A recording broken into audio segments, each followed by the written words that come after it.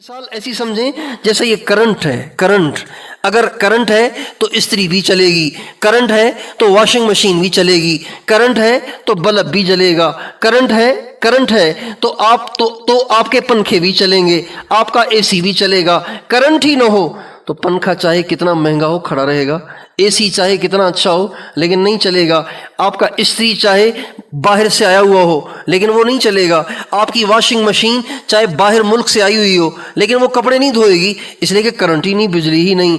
تصوف دین کے ہر شعبے کو کرنٹ مہیا کرتا ہے، اور وہ کرنٹ اللہ سے محبت ہے، اللہ کے نبی سے محبت ہے. اللہ سے محبت ہو، اللہ کے نبی سے محبت ہو، یہ وہ کرنٹ ہے جو اہل اللہ کی صحبت سے، تصوف کے راستے سے آتا ہے. ہمارے اکابر کو جو اللہ سے محبت تھی، اللہ کے نبی سے محبت تھی، آخرت کا شوق تھا، یہ سب اہل اللہ کی صحبت کا نتیجہ تھا. حضرت تھانوی رحمۃ اللہ علیہ فرماتے ہیں کہ میرے پاس جو کچھ ہے، یہ حضرت حاجی امداد اللہ صاحب مہاجر مکی جو خود عالم بھی نہیں تھے، یہ سب انہی کا فیض ہے. حضرت تھانوی فرماتے ہیں. اور حضرت گنگوہی رحمۃ اللہ علیہ، حضرت مولانا قاسم صاحب نانوتوی رحمۃ اللہ علیہ، جو ہم سب کے قائد ہیں، ہم سب کے امام ہیں، ہم سب کے لیڈر ہیں، وہ فرماتے ہیں میرے پاس بھی جو کچھ ہے یہ سب حضرت حاجی امداد اللہ صاحب کا فیض ہے.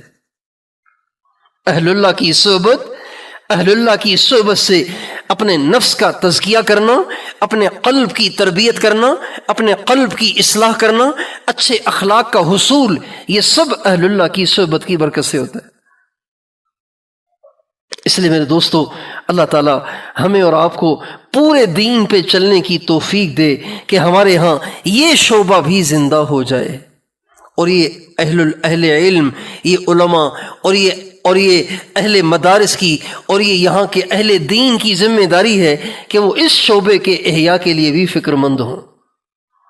اگر یہ شعبہ زندہ نہیں ہوگا تو آپ کے 100% بچے پڑھیں گے تو مدرسے میں، لیکن فیس بک بھی دیکھیں گے، یوٹیوب بھی دیکھیں گے، گالیاں بھی دیں گے، بد نظری بھی کریں گے، اور عشق بازیاں بھی کریں گے، اور بدماشیاں بھی کریں گے، آپس میں لڑائیاں بھی کریں گے، اور ایک دوسرے کے خلاف دل میں نفرت بھی رکھیں گے، دل میں کھوٹ بھی رکھیں گے، دشمنیاں پالیں گے، ایک دوسرے سے کینہ بھی رکھیں گے. ہمارے نبی کا ارشاد ہے حضرت انس سے، یا بنی ان قدرت ان تصبح وتمسی ولیس فی قلبک غش لأحد ففعل. میرے بچے اگر تجھ سے ہو سکے تو اپنے دل کو ہر ایک کے بارے میں صاف رکھنا، کسی کے بارے میں دل میں کھوٹ نہ رکھنا. یہ میری سنت ہے، جو میری سنت کو زندہ کرے گا اس نے مجھ سے محبت کی، اور جس نے مجھ سے محبت کی وہ جنت میں میرے ساتھ ہوگا. اگر تربیت نہیں ہوگی تو عالم تو بن جائیں گے لیکن دل میں کینہ پالنے والے بنیں گے. مدرسے میں پڑھیں گے لیکن ماں باپ کے با ادب نہیں بنیں گے. مدرسے میں پڑھیں گے مسلمان کی قدردانی نہیں کریں گے. مدرسے میں پڑھیں گے لیکن مسلمان کو عزت کی نگاہوں سے نہیں دیکھیں گے، اچھی گاڑی کو عزت کی نگاہوں سے دیکھیں گے، اور سنت کو حقارت کی نگاہوں سے دیکھیں گے. اگر تزکیہ نہیں ہوگا، تربیت نہیں ہوگی تو سنت کی عظمت نہیں آئے گی. سنت اپنائیں گے اس لیے کہ ماحول میں ہے، باہر جائیں گے سنت چھوڑ دیں گے. جب یہاں سے دبئی کمانے جائیں گے تو یہ پگڑیاں اتار دیں گے، یہ ٹوپیاں اتار دیں گے، یہ داڑیاں منڈا دیں گے، ان کے پانچے ٹخنوں سے نیچے آ جائیں گے، یہ بھی پینٹ شرٹ پہننا شروع کر دیں گے. اگر ان کے دل میں سنت کی عظمت نہ ہوئی، اگر ان کا اندر سے تزکیہ اور تربیت نہ ہوئی تو تزکیہ اور تربیت انسان کو ایسا بنا دیتا ہے کہ اس کو دنیا میں کہیں بھی چھوڑ دیا جائے وہ کبھی بھی دین کو چھوڑے گا نہیں.